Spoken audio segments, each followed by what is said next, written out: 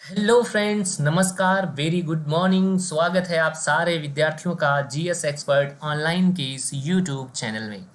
मैं फिर आज उपस्थित हूं आप सारे विद्यार्थियों के लिए एसएसटी के कुछ महत्वपूर्ण ऑब्जेक्टिव क्वेश्चंस को लेकर के, जो आपके प्रीवियस ईयर के पेपर में अर्थात 29 जनवरी 2023 में पूछे गए थे। तो प्रीवियस ईयर के पेपर को हम लोग सॉल्व करने का प्रयास करते हैं। तो एक बार सारे विद्यार्थी सेशन में लाइव उपस्थित हो जाइएगा मेरे दोस्त, और हम लोग शानदार तरीके से इस सेशन का करते हैं आगाज और देखते हैं 29 जनवरी 2023 को कौन कौन से क्वेश्चंस आप लोगों के एसएसटी जूनियर में पूछे गए थे। तो दोस्तों याद रखिएगा, यहाँ पर हम लोग टारगेट रखेंगे 60 में 60 अचीव करने का। 29 जनवरी 2023 के पेपर को हम लोग करेंगे सॉल्व। चलिएगा पहले प्रश्न की ओर हम लोग बढ़ते हैं। पहला क्वेश्चन क्या कह रहा है जरा आप लोग सुनिएगा, और इस प्रश्न का उत्तर सारे विद्यार्थी बहुत ही सोच विचार करके शानदार तरीके से आप लोग उत्तर देने का प्रयास करना। क्या हो जाएगा पहले क्वेश्चन का उत्तर?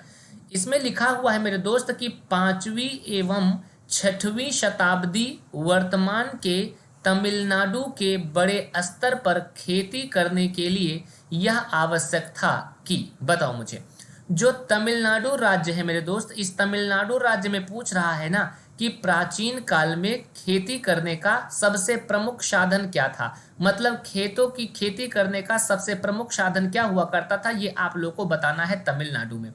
पहला कह रहा सिंचाई के लिए तटबंधों का निर्माण हो, भूमि का वन रोपण किया जाए, घास स्थलों को हटाया जाए, अधिकारियों को करों का भुगतान किया जाए। तो ध्यान रखना मेरे दोस्त, अगर मैं इस प्रश्न का जवाब दूं तो याद रखिएगा, बहुत क्वालिटी वाली चीज बताऊंगा। सारी चीज आप सारे विद्यार्थी बहुत ध्यान से सुनिएगा। एक्चुअली में तमिलनाडु की बात करोगे ना, तो तमिलनाडु में सिंचाई के लिए जो साधन था ना, वो सबसे इंपॉर्टेंट रिवर हो जाती है कावेरी नदी। ठीक है, आइए हम आपको कावेरी नदी के बारे में कुछ पॉइंट्स नोट करवाएंगे मेरे दोस्त। आप लोग बहुत शानदार तरीके से नोट कर लीजिएगा, ये आपके एग्जाम में जरूर देखने को मिल जाएगा। देखो यहाँ पर मेरे दोस्त ना एक पहाड़ है, यहाँ पर भारत के पश्चिम साइड में ना यहाँ पर एक पहाड़ी पड़ती है। इस पहाड़ी को जानते हो क्या कहा जाता है? इसको पहले आप लोग नोट कर लीजिएगा, इसको पश्चिमी घाट की पहाड़ी कहते हैं। ठीक है, या इसी पहाड़ी का दूसरा नाम क्या है पता है? इसका दूसरा नाम हो जाता है सह्याद्री पर्वत। और ये हमारे भारत के कितने राज्यों में फैला है? तो नोट कर लीजिएगा कि पश्चिमी घाट की पहाड़ी 6 राज्यों में फैला है। कौन कौन से राज्य में, अगर ये पूछा जाए तो नोट कर लीजिएगा। एक तो गुजरात हो जाएगा, गुजरात के बाद में महाराष्ट्र राज्य हो जाएगा, इसके अलावा गोवा हो जाएगा, गोवा के अलावा कर्नाटक हो जाएगा, कर्नाटक के अलावा केरल हो जाएगा, और केरल के अलावा तमिलनाडु हो जाएगा। मतलब मेरे दोस्त जो ये पश्चिमी घाट की पहाड़ी है वो 6 राज्यों में फैली हुई है। ठीक है ना, और इस साइड में ना एक सागर है, इस साइड में एक समुंदर है, आप लोग जानते होंगे, इसको कहा जाता है अरब सागर। ठीक है, तो पहले नंबर मैंने आपको एक पहाड़ी बता दी। अगर आपके एग्जाम में पूछा जाए पश्चिमी घाट किस सागर की तरफ है, तो अरब सागर। अब यहाँ पश्चिमी घाट की पहाड़ी पर ना यहाँ कर्नाटक राज्य में एक पर्वत पड़ता है, बहुत ध्यान से सुनना। इस कर्नाटक राज्य में एक पर्वत पड़ता है इसी पश्चिमी घाट की पहाड़ी पर, जिसको कहते हैं ब्रह्मगिरी पर्वत। क्या कहा जाता है? इसे कहते हैं ब्रह्मगिरी पर्वत। ठीक है ना, या इसका दूसरा नाम जानते हो क्या है? दूसरा नाम इसका पुष्पगिरी पर्वत है। ठीक है, पुष्पगिरी पर्वत है। और ये किस राज्य में मिलेगा? तो मैंने आपको बता दिया, ये कर्नाटक राज्य में मिलेगा। ठीक है, अब इसी मेरे दोस्त ब्रह्मगिरी पर्वत से ना एक नदी निकलती है जो कर्नाटक और तमिलनाडु 2 राज्यों में बहती है। कितने राज्यों में? तमिलनाडु और कर्नाटक 2 राज्यों में बहती है, जिस नदी को कहा जाता है कावेरी। तो आपके एग्जाम में जानते हो क्या क्वेश्चन बनेगा? आपके एग्जाम में क्वेश्चन बनेगा कि कावेरी नदी कहाँ से निकलती है, तो आप क्या बताओगे? कर्नाटक राज्य में पश्चिमी घाट की पहाड़ी अर्थात सह्याद्री पर्वत के ब्रह्मगिरी पर्वत या पुष्पगिरी पर्वत से निकलती है कावेरी नदी। और कावेरी नदी 2 राज्यों में बहती है। कौन कौन से राज्य में? एक तो कर्नाटक राज्य से निकलती है, और किस राज्य में जाकर के बहती है? तमिलनाडु राज्य में बहती है मेरे दोस्त। ये 2 बातें आप लोग नोट कर लीजिएगा। ठीक है ना, और इसके अलावा जानते हो कर्नाटक राज्य में इसी कावेरी नदी पर ना बांध बनाया गया है। क्या बनाया गया है? खेतों की सिंचाई करने के लिए इस कावेरी नदी का पानी रोक लिया गया है और वहां से नहर निकाला गया है। तो कर्नाटक में मेरे दोस्त शिव समुद्रम परियोजना, आप लोग नोट कर लीजिएगा, शिव समुद्रम परियोजना, ये बांध बनाया गया है, यहां से नहर निकाला गया है, यहां से बिजली बनाई जाती है। ठीक है, और एक दूसरा बांध बनाया गया है जिसका नाम है कृष्णराज सागर बांध। कौन सा बांध? कृष्णराज सागर बांध मेरे दोस्त, ये भी आप लोग नोट कर लीजिएगा, कावेरी नदी पर कर्नाटक में बना है। और जो तमिलनाडु राज्य है ना, तमिलनाडु राज्य में मेरे दोस्त इसी कावेरी नदी पर ना मेटूर बांध बनाया गया है। क्या बांध बनाया गया है? मेटूर बांध बनाया गया है तमिलनाडु में। तो यही जो मेटूर बांध बना है ना, तो यहाँ पर देखो लिखा हुआ है तमिलनाडु के बड़े स्तर पर खेती करने के लिए क्या आवश्यक था? तो सिंचाई के लिए ये लोग बांध बनाए हैं। सिंचाई के लिए ये लोग क्या बनाए हैं? तटबंध बना लिए हैं। ये बात आप लोग ध्यान रखिएगा, मतलब जो नदी का किनारे वाला पार्ट होता है ना, उसका रोक लिए हैं पानी, और पानी रोक करके खेतों की सिंचाई करते हैं। मतलब यहाँ जो साउथ पार्ट आपका ये तमिलनाडु राज्य हो जाता है, इसी कावेरी नदी पर ये लोग तटबंध बनाए हैं जिसका नाम है मेटूर बांध। और मेटूर बांध का पानी रोक करके यहाँ से नहर निकाल लिए हैं, और पूरे के पूरे तमिलनाडु राज्य में खेतों की सिंचाई इसी तटबंध से होती है। क्लियर होगा? विवेक कुमार जी गुड मॉर्निंग भैया। माधुरी जी गुड मॉर्निंग आपका। सौम्या जी, विनीता देवी, कुसुम जी, कीर्ति जी, दीक्षा सिंह, प्रेमराज, राजनंदिनी, धनेश जी, शफीरा और रेलम चौहान जी, सारे विद्यार्थियों का स्वागत है। वेरी वेरी गुड मॉर्निंग भैया, बहुत बहुत स्वागत है आप सारे विद्यार्थियों का। ये बताओ कावेरी नदी आप लोगों के समझ में आ गई कि नहीं समझ में आई? बताओ, मुझे उम्मीद है आप लोग कावेरी नदी के बारे में शानदार तरीके से आप लोग समझ गए होंगे। कावेरी नदी पर 3 बांध आपको याद रखना है। एक तो शिव समुद्रम बांध बनाया गया है पानी रोकने के लिए कर्नाटक में, और दूसरा कृष्णराज सागर बांध बनाया गया है कर्नाटक में, और मेटूर बांध कावेरी नदी पर तमिलनाडु में बना है। और इसी बंधे से तमिलनाडु राज्य में क्या की जाती है? खेतों की सिंचाई। तो जितने प्रिय विद्यार्थी ने एक ऑप्शन को चुना है उनका एक उत्तर क्या हो जाता है? एकदम लल्लन टाप, एकदम शानदार। कितने लोगों ने ए उत्तर दिया?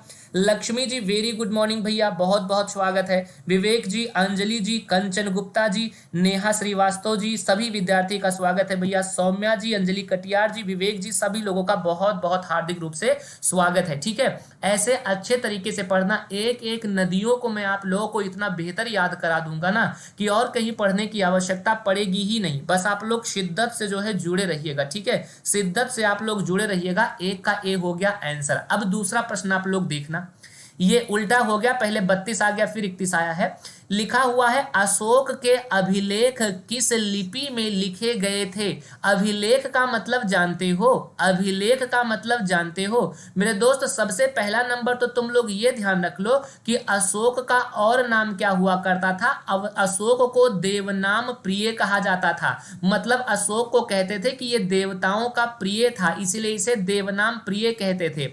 और इसका दूसरा नाम जानते हो? प्रियदर्शी राजा इसको कहते थे। मतलब ये लोगों के बीच में बहुत प्रिय था, तो इसीलिए अशोक को कई बार आपके एग्जाम में ये क्वेश्चन पूछा गया है कि प्रियदर्शी राजा किसे कहते हैं, या देवनाम प्रिय किस राजा को कहा जाता है? तो अशोक। और अशोक कौन था आपको पता है? अशोक बेसिकली मेरे दोस्त यहाँ पर देखो, ये है, ये अभिलेख है। ये अभिलेख का मतलब होता है ये एक पत्थर है, और इसी पत्थर पर ना अशोक के बारे में कुछ बातें लिखी गई हैं। अब हमसे मत पूछ लेना कि गुरुजी क्या बातें लिखी हुई हैं। तो अशोक के टाइम पर जो पत्थर पे अभिलेख लिखे हैं ना, वो मेरे दोस्त ब्राह्मी लिपि में लिखे गए हैं। किस लिपि में? ध्यान रखना, ब्राह्मी लिपि में लिखे गए हैं। अच्छा, तुम लोग मुझे ये बताओ, कितने लोग पढ़ करके मुझे बता सकते हो कि ये क्या लिखा है? कितने लोग ये बता सकते हो कि इसमें क्या लिखा है? जरा मुझे बताना, कौन कौन बताएगा? द्रौपदी जी, सफीरा जी, माधुरी, रामरती, कंचन, कौन बताएगा मुझे? ये बताओ कि इसमें क्या लिखा है। हर्ष शर्मा जी, माला जी, जल्दी बताना क्या लिखा हुआ है इसमें। तो एक्चुअली में इसमें क्या लिखा हुआ है ना, ये बहुत दिनों तक लोगों को पता ही नहीं था इसमें लिखा क्या है। तो सबसे पहले ना एक विद्वान थे जिनका नाम था जेम्स प्रिंसेप। जिनका नाम क्या था मेरे दोस्त? जेम्स प्रिंसेप नाम था। इनका नाम जरूर याद रखना।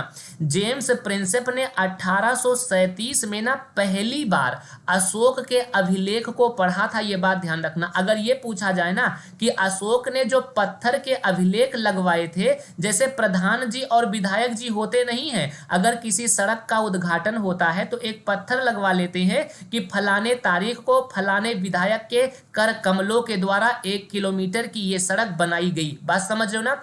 ऐसा अभिलेख लिखते थे ना।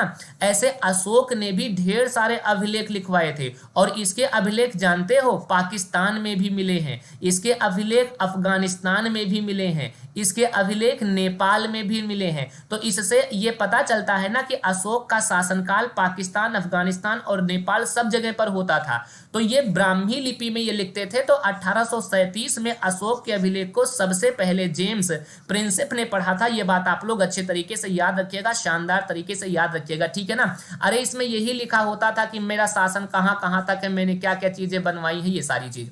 और वास्तव में अशोक किस वंश का शासक था तो आपको पता होगा, मौर्य वंश का शासक था ना। किस वंश का? मौर्य वंश का शासक था ना, जिसकी स्थापना चंद्रगुप्त मौर्य ने की थी, आप लोगों को पता होगा। और चंद्रगुप्त मौर्य के गुरु जी का नाम क्या था? आचार्य कौटिल्य था ना, आचार्य कौटिल्य था ना। और आचार्य कौटिल्य का दूसरा नाम मेरे दोस्त चाणक्य हुआ करता था। और चाणक्य को ना विष्णुगुप्त भी कहते थे। क्या कहते थे? विष्णुगुप्त कहते थे। तो ध्यान रखिएगा, चंद्रगुप्त मौर्य के गुरुजी का नाम क्या था? कौटिल्य, चाणक्य या विष्णुगुप्त।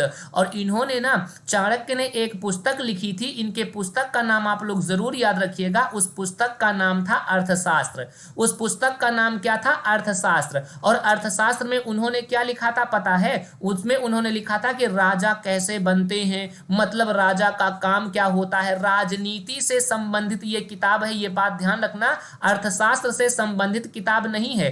केवल कौटिल्य ने अपनी किताब का नाम अर्थशास्त्र रखा था, बाकी उसमें अर्थशास्त्र से रिलेटेड कुछ भी नहीं लिखा था। उसमें सारी बातें उन्होंने राजनीति से संबंधित लिखी थी। तो याद रखना, अशोक मौर्य वंश का शासक हो जाएगा। और मौर्य वंश की स्थापना किसने की थी? चंद्रगुप्त मौर्य ने। और चंद्रगुप्त मौर्य के पुत्र का नाम था बिंदुसार, और बिंदुसार के पुत्र का नाम था सम्राट अशोक। ये पॉइंट भी आप लोग याद कर लेना। अर्थात सम्राट अशोक जो था ना मेरे दोस्त, वो मौर्य वंश का तीसरा शासक था, ठीक है। मौर्य वंश का तीसरा शासक था, यह बात ध्यान रखना। पहला तो चंद्रगुप्त मौर्य हो गया, दूसरा बिंदुसार हो जाएगा, और तीसरा सम्राट अशोक हो जाएगा। ये पॉइंट आप ध्यान रखना। और मौर्य वंश का अंतिम शासक आपसे पूछता है तो याद रखना, इसके अंतिम 10वें नंबर पर जो शासक थे उसका नाम था बृहद्रथ। ये पॉइंट आप लोग जरूर मेरे दोस्त शानदार तरीके से नोट कर लीजिएगा, ठीक है ना, एक भी पॉइंट छोड़ना नहीं। तो अशोक के अभिलेख किस लिपि में मिले हैं? ब्राह्मी लिपि में मिले हैं। ये पॉइंट आप लोग याद करना। और एक बात जानते हो, अशोक ने कौन सा युद्ध लड़ा था? अशोक ने कलिंग विजय की थी। कौन सी विजय की थी? अशोक ने कलिंग विजय किया था। कब किया था? 261 ईस्वी पूर्व में कलिंग की ये पहला युद्ध था। कलिंग का ये पहला युद्ध था और यही आखिरी युद्ध था। ये कलिंग विजय करने के बाद अशोक ने कहा, इतने ज्यादा लोग इसमें मर गए थे, इतना ज्यादा लोगों का खून इसमें बह गया था ना, कि अशोक ने कहा कि अब आज के बाद मैं लड़ाई नहीं करूंगा, आज के बाद मैं मानव धर्म का प्रचार करूंगा। मतलब मेरे दोस्त, धम्म विजय का पताका लहराने का प्रयास किया। मतलब अशोक ने केवल एक ही लड़ाई लड़ी थी, जिसको कहते हैं कलिंग। और कलिंग आप लोग जानते हो, कलिंग ओडिशा का पुराना नाम था। कलिंग किसका पुराना नाम था? ओडिशा का पुराना नाम था। अर्थात अशोक ने ना ओडिशा राज्य में लड़ाई की थी, ओडिशा राज्य पर युद्ध किया था, ठीक है। कब? 261 ईसा पूर्व में। इसमें इतने लोग मर गए थे ना कि इसके बाद अशोक ने कहा कि अब से मैं लड़ाई में भाग नहीं लूंगा। क्लियर हो रहा है ना? क्लियर हो रहा है ना? बिल्कुल बिल्कुल। माला कुमारी जी, दीक्षा जी, अपर्णा जी, सारे विद्यार्थी बताना, एकदम ध्यान पूर्वक इसको सबको पढ़ लीजिएगा, ठीक है ना। तो अशोक का नाम क्या था? उसको देवनाम प्रिय भी कहा जाता था, अशोक को प्रियदर्शी राजा भी कहा जाता था। ये भी आप लोग नोट कर लीजिएगा। और अशोक ने केवल एक ही लड़ाई लड़ी थी, उसे कहते हैं कलिंग विजय। और कलिंग किसका पुराना नाम था? कलिंग ओडिशा का पुराना नाम था। ये बात आप लोग अच्छे तरीके से याद रखना। और अशोक कितने नंबर का शासक था? तीसरे नंबर का। मौर्य वंश का पहला संस्थापक कौन था? चंद्रगुप्त मौर्य। और दूसरा उनका बेटा बिंदुसार, बिंदुसार का बेटा था सम्राट अशोक, सम्राट अशोक मौर्य वंश का तीसरा शासक। और मौर्य वंश का अंतिम शासक था बृहद्रथ। ये सारी बातें नोट कर लीजिएगा, ठीक है ना। और चंद्रगुप्त मौर्य के गुरु का नाम कौटिल्य या चाणक्य या विष्णुगुप्त था। और इन्होंने एक पुस्तक लिखी थी जिसका नाम था अर्थशास्त्र। और अर्थशास्त्र का संबंध किससे है? राजनीति से, ये भी ध्यान रखिएगा। और अशोक के अभिलेख अधिकांशतः ब्राह्मी लिपि में मिले मिले हैं और थोड़े बहुत खरोष्ठी लिपि में भी मिले हैं। और इनकी लिपि को सबसे पहले कौन पढ़ा था? जेम्स प्रिंसेप ने पढ़ा था। कब पढ़ा था? 1837 में मेरे दोस्त। आशा करता हूं ये बात आप लोगों के समझ में बहुत बहुत शानदार तरीके से आई होगी। आ गई ना? Gaurav ji very good morning भैया। Urmila ji very very good morning. बहुत बहुत स्वागत है सारे विद्यार्थियों का, लाजवाब तरीके से स्वागत है इस शानदार क्लास में। चलो अब आइए आप लोग अगले क्वेश्चन का उत्तर देखता हूं कितने विद्यार्थी सही तरीके से देते हैं। ठीक है, एक एक प्रश्न को हम लोग इतना बेहतर तरीके से पढ़ेंगे ना कि एनसीईआरटी के वे सारे तथ्य आपके एक एक प्रश्न में क्लियर होते चले। बस सारी चीजें आप याद करते जाओगे, एसएसटी आपका पूरा अपने आप तैयार हो जाएगा। ध्यान रखना। और ये 29 जनवरी 2023 का पेपर मैं करवा रहा हूं, इसलिए इसको आप लोग ध्यानपूर्वक देखिएगा। ठीक है ना? अच्छा, अगले प्रश्न का जवाब जरा देखता हूं कितने विद्यार्थी का सही आता है।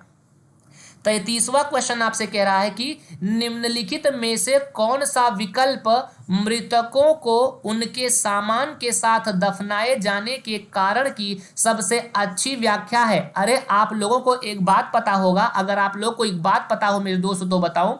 आप लोगों ने उत्तर प्रदेश में प्रतापगढ़ जिले में, उत्तर प्रदेश में मैंने आप लोगों को एक स्थान बताया था कि जो उत्तर प्रदेश में प्रतापगढ़ एक जिला पड़ता है ना, प्रतापगढ़ एक जिला पड़ता है ना जो आंवले के लिए प्रसिद्ध है। भारत में सबसे ज्यादा आंवले का उत्पादन प्रतापगढ़ राज्य में होता है। ठीक है ना? तो प्रतापगढ़ में एक्चुअली दो स्थान है। कौन कौन? एक स्थान का नाम है दमदमा और एक स्थान का नाम है सराय नाहर राय। मैंने आप सारे विद्यार्थियों को बताया था सराय नाहर राय। देखो ये इतिहास का प्रश्न है। ठीक है ना? तो सराय नाहर राय नामक स्थान और दमदमा नामक स्थान उत्तर प्रदेश के प्रतापगढ़ जिले में पाया जाता है। पहला तो ये ध्यान रखना। तो प्रतापगढ़ में आपको मैंने बताया था कि वहां पर जो शव मिले हैं, मतलब जमीन के नीचे जो लाश वगैरह दफनाए गए हैं, जो शव वगैरह दफनाए गए हैं, उसमें एक ही साथ में कई लोगों को, मान लीजिए एक पुरुष और एक महिला की लाश, और साथ साथ में इनके कपड़े, इनके बर्तन, इनका सोना चांदी, मतलब हर एक चीज जो है इन्हीं के साथ में दफना दिया जाता था। ठीक है ना? और एक एक शव में तो तीन तीन लोगों के अवशेष मिले हैं जिनको एक ही साथ में दफन किया गया है। ऐसे ही एक स्थान का नाम जम्मू कश्मीर में आप लोग मेरे दोस्त जरूर नोट कर लीजिएगा। उस स्थान का नाम है बुर्ज होम। बुर्ज होम कहां पर है मेरे दोस्त? ये पड़ जाएगा जम्मू कश्मीर में। देखो ये प्राचीन इतिहास आया तो यहां पर सारे पॉइंट नोट कर लीजिएगा, परेशान मत होना। ठीक है ना? बुर्ज होम में भी मेरे दोस्त ऐसे ही मिले हैं, मतलब दो शव एक साथ में दफनाए गए हैं और साथ साथ में इन शवों के साथ में इनका बर्तन, इनका कपड़ा, इनका दाल चावल रोटी, सारी चीजें इसमें जो है भर दी गई हैं। तो आखिर मेरे दोस्त इस समय में कौन सा विकल्प मृतकों को उनके सामान के साथ में दफनाए जाने के कारण की सबसे अच्छी व्याख्या करता है? इस क्वेश्चन का उत्तर आप लोग क्यों दोगे? क्योंकि मेरे दोस्त ये सिंधु घाटी सभ्यता के लोग ये मानते थे ना कि मृत्यु तो हो गई इनका, मरने के बाद भी जीवन में लोगों का विश्वास था, मतलब मर तो गए हैं, उसके बाद इनका जब दोबारा जन्म होगा ना तो इनको खाना वाना बनाने के लिए बर्तन की जरूरत होगी, कपड़ा उपड़ा पहनने के लिए कपड़े की जरूरत होगी। बात समझ रहे ना? तो ये लोग इसी भाई साहब इसी के साथ दफना देते थे कि जाओ तुम जहां दोबारा जन्म लोगे ना वहां पर ये कपड़ा तुम्हारे काम आएगा, ये बर्तन तुम्हारे काम आएगा। भाई साहब गजब रसगुल्ला काम करते थे, क्या बात है। ठीक है ना? तो अंजलि जी, अंजनी बिल्कुल, विवेक कुमार और रामरती, सारे विद्यार्थी का एकदम शानदार लल्लन टाप उत्तर आया। अरे ये लोग यही सोचते थे ना कि मरने के बाद भी जब जन्म होगा ना तो इनको जमीन के नीचे आप बर्तन गाड़ दो, जमीन के नीचे आप कपड़े लत्ते गाड़ दो इनका, ताकि जहां पर भी इनका जन्म होगा ना तो ये बर्तन वर्तन ले करके वहां पर जाएंगे, खाना बनाएंगे आराम से, वहां पर आराम से कपड़ा लत्ता पहनेंगे। मतलब ये लोग पुनर्जन्म का विश्वास भी करते थे और ये भी मानते थे ना कि जो सामान जमीन के नीचे गाड़ा गया है उसी सामान से जो है अगले जन्म में अपना खर्चा चलाएंगे, रुपया पैसा भी दे देते थे भाई साहब। ठीक है ना? तो बुर्ज होम जम्मू कश्मीर में याद रखना, सराय नाहर राय और दमदमा प्रतापगढ़ जिले के उत्तर प्रदेश में याद रखिएगा। सब सारा पॉइंट नोट करो तुम लोग। ठीक है ना? अगले प्रश्न पर आओ जरा। नेक्स्ट क्वेश्चन का उत्तर कौन विद्यार्थी देने वाला है? लिखा हुआ है 34 में कि ए, बी और सी कथनों को देखें और सही उत्तर चुने। चलो आओ चुनो। लिखा हुआ है लघु चित्र छोटे आकार के चित्र होते हैं, मतलब इसको मिनिएचर्स कहा जाता है। मिनिएचर्स, बिल्कुल मेरे दोस्त, जो मिनिएचर्स होते हैं ना ये छोटे आकार के चित्र होते हैं। ठीक है? दूसरा कह रहा है कि लघु चित्र मतलब मिनिएचर आमतौर पर वाटर कलर, बिल्कुल पानी के कलर से कपड़े या कागज पर चिन्हित किए जाते थे, ये भी बात सही हो जाता है। और तीसरा कह रहा है कि प्राचीनतम लघुचित्र ताड़ के पत्तों अथवा लकड़ी पर चित्रित किए जाते थे। मेरे दोस्त ये तीनों बात सही है, मतलब लघु चित्र बनाए जाते थे, ये छोटे आकार के होते थे जिन्हें मिनिएचर कहा जाता है। और ये पहला नंबर तो वाटर कलर से कपड़ों पर बनाए जाते थे और कागज पर बनाए जाते थे, लेकिन प्राचीन काल में ना ताड़ के पत्तों पर और लकड़ी पर बनाए जाते थे। जैसे यहाँ पर आप लोग देखो, यहाँ पर ये ताड़ वृक्ष आप लोग देख रहे होंगे ना, आप लोग ताड़ खाए भी होंगे। और ये रसगुल्ला देखो, ये भाई साहब ना ये कतई ताड़ी निकाल रहा भाई साहब, ये ताड़ी पिएगा ना अभी मगन हो जाएगा पीने के बाद भाई साहब रसगुल्ला। एकदम देखो हाथी जैसा, मैंने भालू जैसा बना दिया ना, पूछ बनाने की कमी है, भालू भाई साहब जैसा ये है, ये अभी निकाल रहा है भाई साहब, इसमें से ताड़ी निकलेगा ना फिर पिएगा। तो ये ताड़ के वृक्ष से ना एक्चुअली इनके पत्तियों पर चित्र मिनिएचर, ये देखो छोटे छोटे चित्र बनाए जाते थे। कैसे छोटे छोटे चित्र? या तो कपड़ों पर बनाए जाते हैं और या तो कागज पर। याद रखना, जो लघु चित्र जिनको मिनिएचर कहा जाता है, क्या कहा जाता है? मिनिएचर कहा जाता है। तो ये मेरे दोस्त कागज पर भी बनता है और जो लोग कपड़ा पहनते हैं ना उस कपड़ों पर भी बनता है, लेकिन पहले ताड़ के पत्तों पर बनाया जाता था और लकड़ी पर, ये लकड़ी पर बनाया जाता था, ये लकड़ी का चित्र हो जाता है। ठीक है ना? तो इस प्रकार मेरे दोस्त तीनों ऑप्शन क्या हो जाएंगे आपके? एकदम लाजवाब। तो जितने प्रिय विद्यार्थी ने एक ऑप्शन को सिलेक्ट किया है उन सारे विद्यार्थियों का ए विल बी द लल्लन टॉप आंसर। जितने भी प्रिय विद्यार्थी ने हमारे ए उत्तर को चुना है उन सारे विद्यार्थियों का ए उत्तर शानदार। कितने लोगों ने ए उत्तर दिया जरा मुझे बताना। लक्ष्मी का आया, उर्मिला का आया, सविता का आया, अच्छा संतोष मंडल, सफीरा जी, लाल जी, दीक्षा, राजनंदिनी, माला कुमारी, सुशीला जी, बहुत सही, शानदार मेरे दोस्तों, शानदार। अब इस क्वेश्चन का उत्तर कोई भी विद्यार्थी गलत नहीं करेगा। ये गुरु नानक देव जी के बारे में है, ठीक है ना? गुरु नानक देव जी के बारे में है। और आप लोग को पता होगा मेरे दोस्त, गुरु नानक देव जी का जो जन्म हुआ था, पता है कब हुआ था?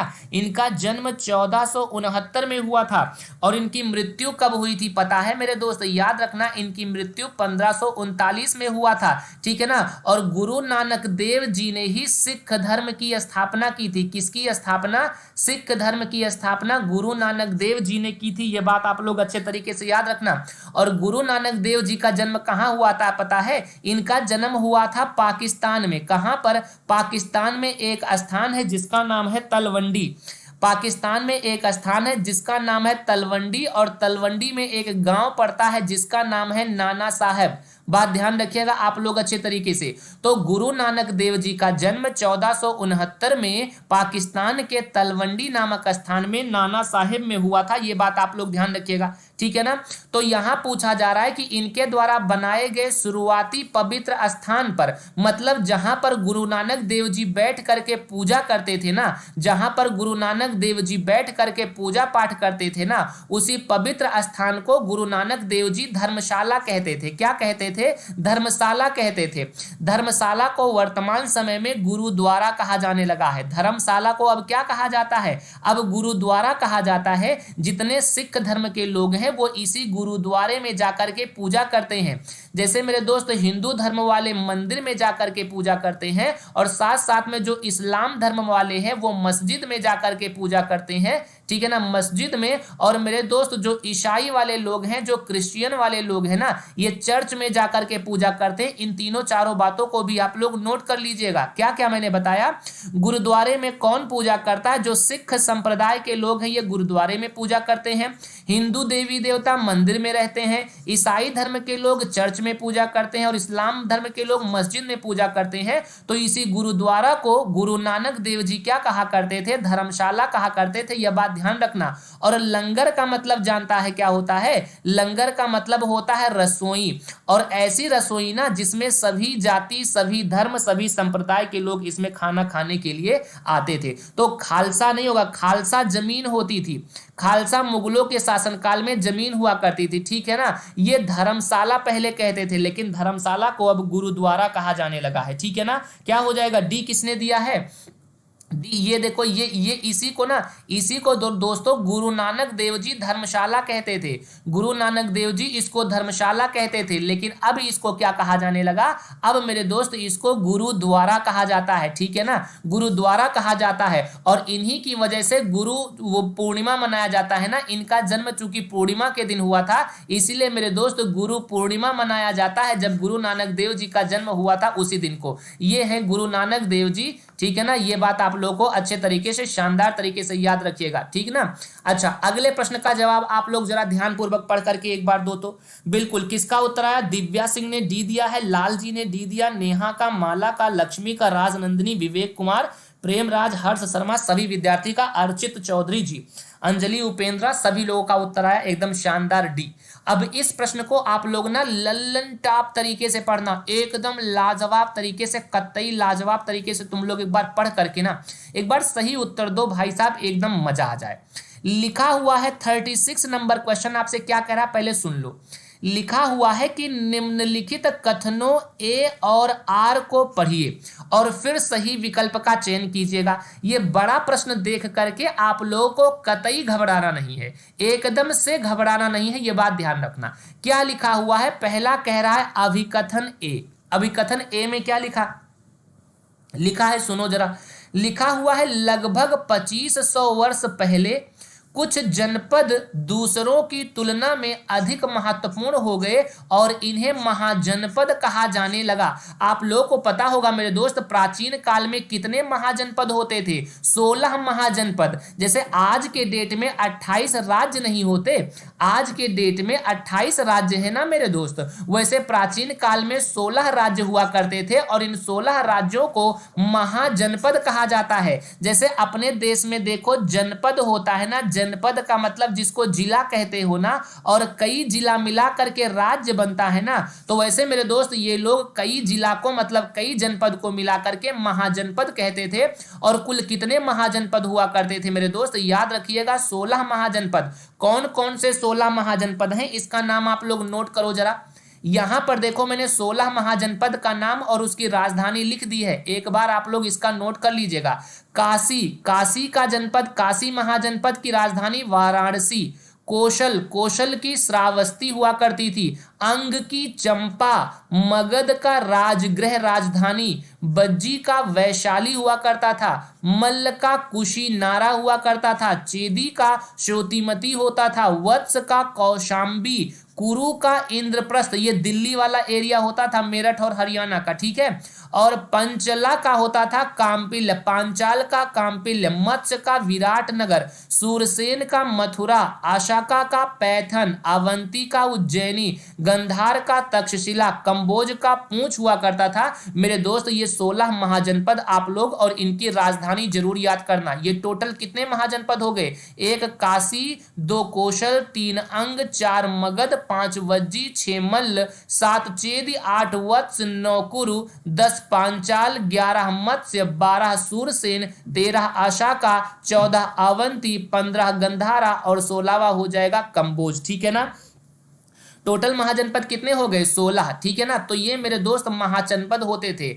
और इसके बारे में दूसरी लाइन क्या कह रही है? कारण में कह रहा सही तरीके से किलेबंदी की गई, सेनाएं खड़ी की गई और सेनाओं के रखरखाव के लिए एक सही कर प्रणाली व्यवस्था लागू की गई थी। बिल्कुल जो महाजनपद नहीं बनाए जाते थे। देखो महाजनपदों पर ना दूसरे राज्यों के शासक लड़ाई कर सकते थे, अटैक कर सकते थे, इसीलिए मेरे दोस्त ना उसकी किलेबंदी की गई। किलेबंदी करने का मतलब जानते हो? किलेबंदी करने का मतलब ये देखो, ये किले, ये बड़े बड़े किले बनाए गए ताकि मेरे दोस्त अगर तुम इस पर चढ़ना चाहो ना तो आप चढ़ भी ना पाओ, बात समझ रहे हो ना। और इसी के ऊपर यहाँ कोने कोने पर ना यहाँ पर सेनाएं तैनात की गई। ये लोग तोप लेकर के, बंदूक लेकर के यहाँ पर आकर के बैठ गए। तो याद रखिएगा ये जो महाजनपद बनाए गए, महाजनपदों की किलेबंदी की गई, मतलब ऐसे बड़े बड़े दीवाल बना दिए गए ताकि कोई भी आक्रमणकारी आक्रमण ना कर पाए और हमारा साम्राज्य बचा रहे।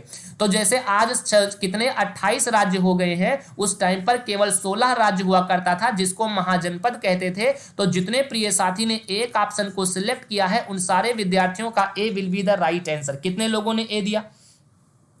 ठीक है ना। अच्छा, आज मेरा एक क्लास है उर्मिला जी, कोई बात नहीं है, बहुत शानदार, बहुत बहुत स्वागत है उर्मिला जी आपका। सफीरा जी, लक्ष्मी का भी ए आया था, दिव्या का ए आया, अंजलि का, राजनंदिनी का, सौम्या का, सभी लोगों का लगभग ए उत्तर आया है। वेरी गुड, बहुत बहुत शानदार, कतई लाजवाब। अब आओ अगले प्रश्न का उत्तर देना जरा।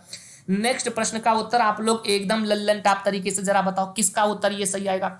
आज फर्स्ट बार लाइव क्लास ले रही हूं, कोई बात नहीं। कावेरी कुमारी जी, आपका भी भैया बहुत बहुत स्वागत है। ठीक है, चलो यहां पर देखो, मैं अभी आपको बता दिया हूं ना, मैं एसएसटी आपका शानदार कराऊंगा, आप एकदम निश्चिंत रहिएगा। 60 क्वेश्चन के आते हैं, जिनमें से 40 तो एनसीईआरटी से आता है और 20 आता है पेडागोजी का। ये दोनों पहले पीवाईक्यू कंप्लीट करा लूं, मैं प्रीवियस ईयर का क्वेश्चन सारा करा लूं, फिर मैं आता हूं। लेकिन ये जो पीवाईक्यू करा रहा हूं, ये पीवाईक्यू तक ही सीमित नहीं है, मैं एक एक प्रश्नों का विश्लेषण कर रहा हूं आप लोगों के लिए। ठीक है, और सारा विश्लेषण कॉपी में नोट करते जाओ, नहीं समझ में आएगा तो आप मुझे बता देना, मैं आपको समझा दूंगा। अब सुनो मेरी बात, लिखा हुआ है निम्नलिखित में से कौन सी नई प्रणाली हॉल्ट मैकेंजी द्वारा तैयार की गई थी। अब देखो मेरे बात, एक बात सुनिएगा, ये जो अस्थाई बंदोबस्त है ये क्या होता है सर।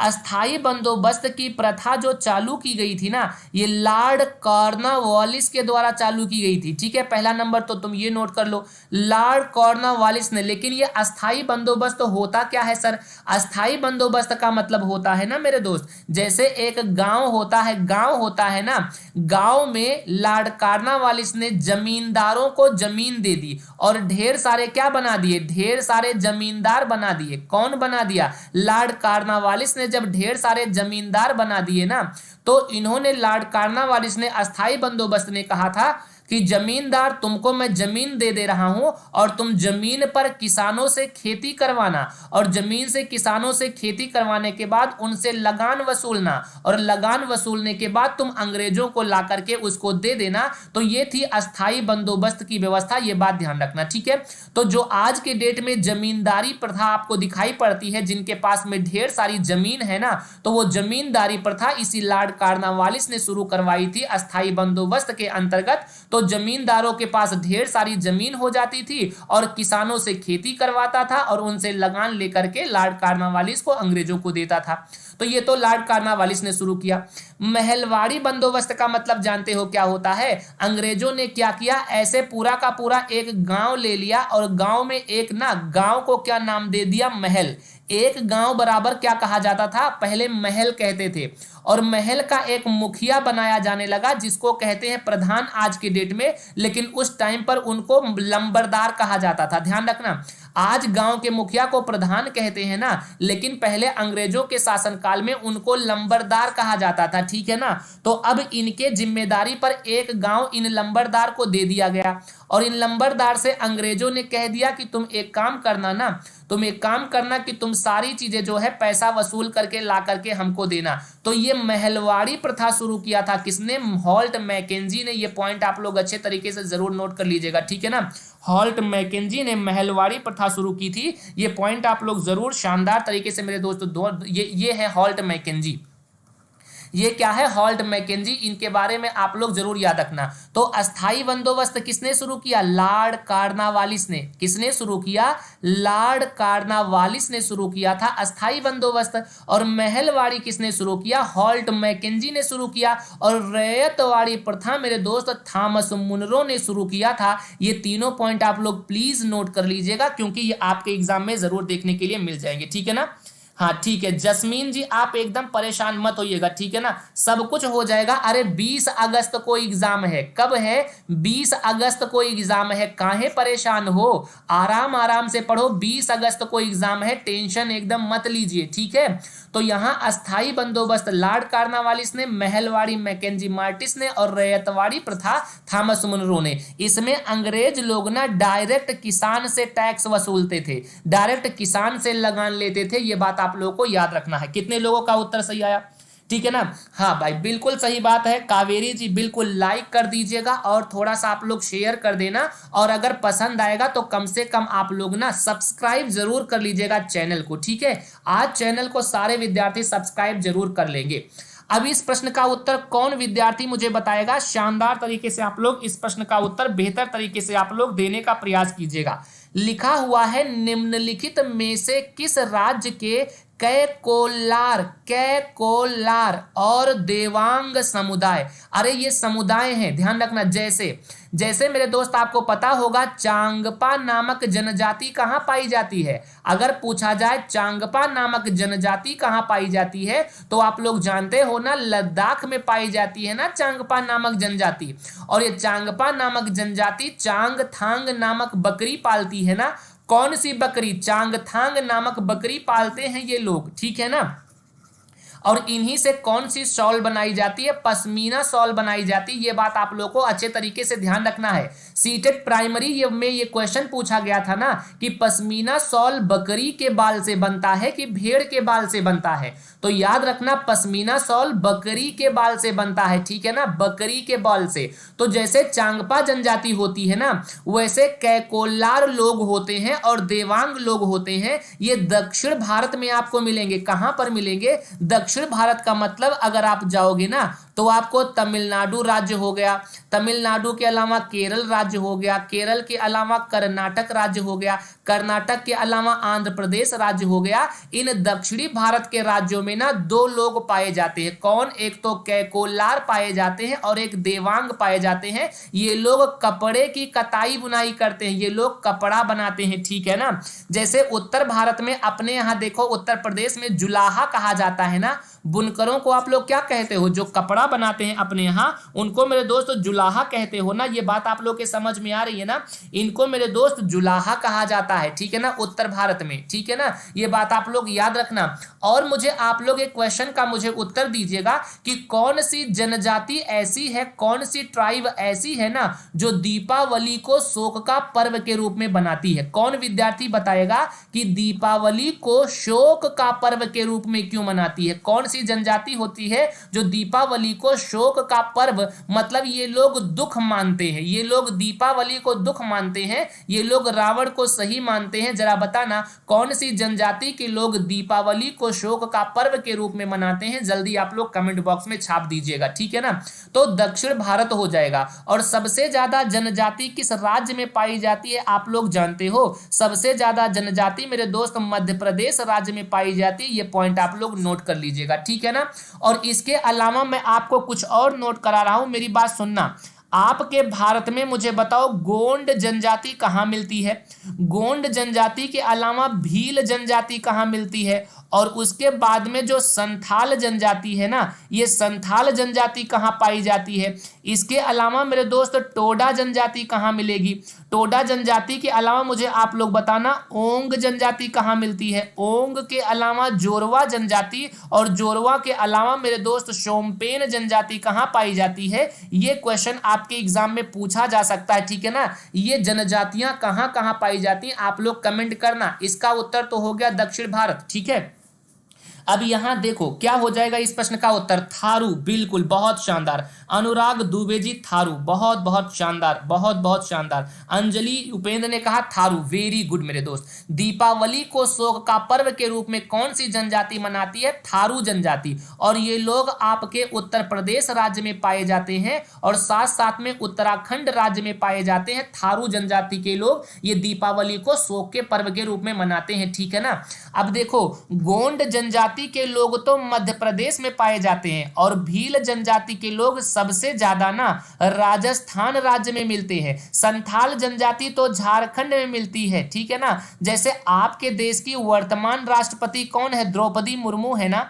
आपके देश की वर्तमान महिला राष्ट्रपति द्रौपदी मुर्मू जी है ना, ये मेरे दोस्त संथाल जनजाति से आती है। इनका घर झारखंड में ही पड़ता है। और टोडा जनजाति ना ये तमिलनाडु में पाई जाती है। कहां पर पाई जाती है? तमिलनाडु में एक पर्वत है जिसको कहते हैं नीलगिरी। पॉइंट नोट कर लीजिएगा, नीलगिरी। और टोडा जनजाति में आपको पता है क्या होता है? यहां पर मेरे दोस्त मात्र सत्तात्मक परिवार है। मात्र सत्तात्मक परिवार का मतलब जानते हो क्या होता है? यहां जैसे अपने इंडिया में देखो, अगर लड़की की शादी हो जाती है तो लड़की लड़के के साथ में जाती है ना, लड़की लड़के के साथ में जाती है और लड़के के घर में रहती है ना। लेकिन टोडा जनजाति में भाई साहब लड़की की शादी होती है ना तो लड़का लड़का लड़की के घर जाकर के रहता है भाई साहब, लड़का लड़की के घर जाकर के रहता है। जैसे अभी आप लोगों से पूछा जाता है कि तुम किसके बेटे हो, तो आप अपने बाप का नाम बताते हो, पिता का नाम बताते हो ना, लेकिन टोडा जनजाति में मम्मी के नाम से सब लोगों को जाना जाता है, ठीक है ना। और ओंग, जोरवा और सोमपेन जनजाति मेरे दोस्त ये अंडमान और निकोबार द्वीप समूह में पाई जाती है। ये पॉइंट आप लोग शानदार लाजवाब तरीके से नोट कर लीजिएगा। ओंग, जोरवा, शोम्पेन कहां मिलती है? अंडमान निकोबार में। ओंग, जोरवा, शोम्पेन अंडमान निकोबार में पाई जाती है, ठीक है ना। अच्छा, अगले क्वेश्चन का जवाब दो आप लोग, बताओ जल्दी। हाँ, ओडिशा की है वो, ओडिशा की रहने वाली, उनका घर ओडिशा में पड़ता है, लेकिन वो झारखंड की पहली महिला राज्यपाल थी, ठीक है ना। द्रौपदी मुर्मू जी झारखंड की पहली महिला राज्यपाल थी, ये बात आप ध्यान रखना, ठीक है। घर तो उनका ओडिशा में है, लेकिन झारखंड की पहली महिला राज्यपाल कौन थी? द्रौपदी मुर्मू थी, ठीक ना। झारखंड की पहली महिला राज्यपाल द्रौपदी मुर्मू थी, यद्यपि उनका घर कहां पड़ता है? ओडिशा में पड़ता है, कोई दिक्कत नहीं है। अच्छा, इस क्वेश्चन का उत्तर कौन विद्यार्थी एकदम सही तरीके से देगा? देखो, ये प्रश्न बड़ा जरूर है, लेकिन एक बार आप लोग पढ़ लो, मैं आपको पूरा वक्त दे रहा हूं पढ़ने का, आप शानदार तरीके से इसको पढ़ करके उत्तर दीजिएगा। किसका उत्तर आएगा? ठीक है, जल्दी बताओ। राहुल देव जी जल्दी बताना भैया, क्या हो जाएगा? थारू जनजाति हो जाएगा, बिल्कुल, बहुत बहुत शानदार। चलो पढ़ो आप लोग, फिर देखते हैं हम लोग। लिखा हुआ है ना कि 20वीं शताब्दी में महिलाओं की स्वतंत्रता एवं समानता के संदर्भ के कथनों ए एवं आर को पढ़ें तथा सही उत्तर चुने। मतलब आप ये बताओ ना कि 20वीं शताब्दी में, 20वीं शताब्दी का मतलब होता है सन 1900 से लेकर के 2000 तक जो महिलाएं हुआ करती थी ना, उनको कितनी स्वतंत्रता प्राप्त थी और वो लड़कों पुरुषों की तुलना में कितनी समानता थी, इसके बारे में आपको बताना है। पहला लिखा हुआ है ना कि जवाहरलाल नेहरू और सुभाष चंद्र बोस ने महिलाओं के लिए और अधिक स्वतंत्रता एवं समानता की मांगों का समर्थन किया। बिल्कुल मेरे दोस्त, जो पंडित जवाहरलाल नेहरू हमारे भारत के पहले प्रधानमंत्री थे, और जो सुभाष चंद्र बोस जिन्होंने आजाद हिंद फौज का गठन किया था। सुभाष चंद्र बोस ने कौन सी फौज का गठन किया था? तो याद रखिएगा मेरे दोस्त, आजाद हिंद फौज का गठन किया था। और इन्हीं सुभाष चंद्र बोस ने कहा था, तुम मुझे खून दो, मैं तुम्हें आजादी दूंगा। तो जवाहरलाल नेहरू और सुभाष चंद्र बोस दोनों ने मेरे दोस्त ना महिलाओं की स्वतंत्रता और समानता को बढ़ाने का प्रयास किया। बिल्कुल ए ऑप्शन तो आपका लल्लन टॉप हो जाता है। दूसरी बात कह रहा है कि राष्ट्रीय नेताओं ने आश्वासन दिया। अरे राष्ट्रीय नेता का मतलब हो गया जैसे अबुल कलाम आजाद हो गए, गांधी जी हो गए, बाल गंगाधर तिलक हो गए, लाला लाजपत राय हो गए। तो ये राष्ट्रीय नेताओं ने ना आश्वासन दिया कि स्वतंत्रता मिलने पर सभी पुरुषों एवं महिलाओं को वोट डालने का अधिकार दे दिया जाएगा। बिल्कुल मेरे दोस्त, जब तक हमारे देश में अंग्रेजों का शासन था ना, तब तक महिलाओं को वोट डालने का अधिकार नहीं था और ना ही पुरुषों को भी वोट डालने का अधिकार नहीं था। लेकिन इन्होंने अनुशासन दिया, आश्वासन दिया कि जब हम लोग 15 अगस्त 1947 को आजाद हो जाएंगे ना, तो वोट डालने में महिलाओं और पुरुषों दोनों को समान अधिकार मिलेगा। देन मेरे दोस्त A will be the right answer. जितने प्रिय साथी ने 39 का ए ऑप्शन चुना है, उनका उत्तर सही हो जाएगा। ये देखो, ये है पंडित जवाहरलाल नेहरू, ठीक है ना। इन्होंने एक किताब लिखी थी, पंडित जवाहरलाल नेहरू की एक किताब आप लोग जरूर याद रखना। इन्होंने लिखा था discovery of India. Pandit Jawaharlal Nehru की पुस्तक का नाम क्या है मेरे दोस्त? भारत की खोज नामक पुस्तक लिखी थी। कौन? पंडित जवाहरलाल नेहरू ने डिस्कवरी ऑफ इंडिया। और यह है सुभाष चंद्र बोस, जिन्होंने ना आजाद हिंद फौज का गठन किया था, आजाद हिंद फौज का गठन किया था, और इन्होंने ही कहा था, तुम मुझे खून दो, मैं तुम्हें आजादी दूंगा। ये सुभाष चंद्र बोस, इनके बारे में भी आप लोग नोट रखिएगा। वेरी गुड, शानदार, ठीक है ना। तो दीक्षा का भी ए आ गया, अंजलि का भी ए आ गया, संतोष का भी ए आ गया। वेरी वेरी गुड, बहुत बहुत शानदार मेरे दोस्त। सारे विद्यार्थी का, लक्ष्मी का, उर्मिला का, अनुराग दुबे जी, शिवानी, शिवांगी सिंह जी, सर आप कहाँ से हैं? हम हैं भैया इसी उत्तर प्रदेश से, इसी उत्तर प्रदेश से, ठीक है। अब सुनो, पहले 40वें प्रश्न का उत्तर बताओ मुझे जवाब। लिखा है, इनमें से कौन सा शब्द सूफीवाद से जुड़ा है? सूफीवाद, सूफी वाले गाना गाते थे ना, ये इस्लाम धर्म से रिलेटेड है। किस धर्म से रिलेटेड है? इस्लाम धर्म से रिलेटेड है मेरे दोस्त। लेकिन ये बेसिकली गाना गाते थे सूफी अंदाज में, ठीक है ना। तो खानकाह हो गया, रक्स हो गया, जिक्र हो गया, ये तीनों शब्द खानकाह, रक्स और जिक्र, ये तीनों शब्द मेरे दोस्त किससे रिलेटेड हो जाते हैं, ये तीनों सूफीवाद से रिलेटेड हो जाते हैं। इट मींस दूसरा आपका उत्तर क्या हो जाएगा, दूसरा आप लोग का उत्तर हो जाएगा एकदम शानदार बेहतरीन तरीके से, आप लोग ध्यान रखिएगा, ठीक है। अच्छा, इस प्रश्न का उत्तर कौन बताएगा, नेक्स्ट क्वेश्चन का उत्तर कौन बताएगा, जल्दी आप सारे विद्यार्थी इस प्रश्न का शानदार उत्तर दीजिएगा। बहुत ही बेहतरीन क्वेश्चन है, लिखा हुआ है कि किसने काश्तकार की चाबुक, काश्तकार की चाबुक का मतलब जानते हो, काश्तकार का मतलब होता है जो जमींदार होते थे, जो जमींदार होते थे ना, इन्हीं जमींदारों को कहा जाता था काश्तकार। और जमींदारों के कब्जों में कौन हुआ करते थे, किसान। तो किसान से जबरदस्ती खेती करवाने के लिए जमींदार चाबुक से भाई साहब मारते थे, बात समझ गए। और जमींदार किसानों से खेती करवाने के बाद टैक्स वसूल करके अंग्रेजों को ले जा करके देते थे। तो यही देखते देखते काश्तकार की चाबुक नामक किताब किसने लिख दी मेरे दोस्त, तो याद रखना ज्योतिबा राव फूले ने। किसने लिखा था, ज्योतिबा फूले ने मेरे दोस्त, ये बात ध्यान रखना, ये है ज्योतिबा भाई साहब फूले, ठीक है ना।